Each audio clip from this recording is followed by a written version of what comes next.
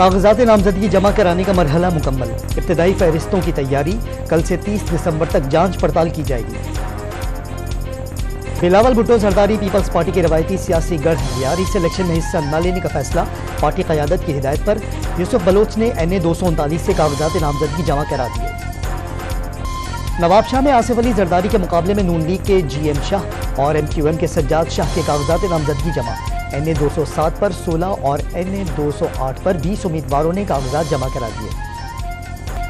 निगरान वज़ीर आज़म से निगरान वज़ीर आला पंजाब मोहसिन नकवी की मुलाकात। सूबे के उमूर पर तबादला ख्याल।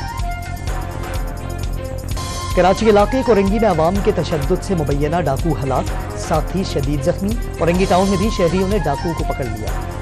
और मुल्तान सखर मोटरवे पर धुंध का राज। मुल्तान से रहीम यार खान तक ट्रैफिक रोक दिया गया।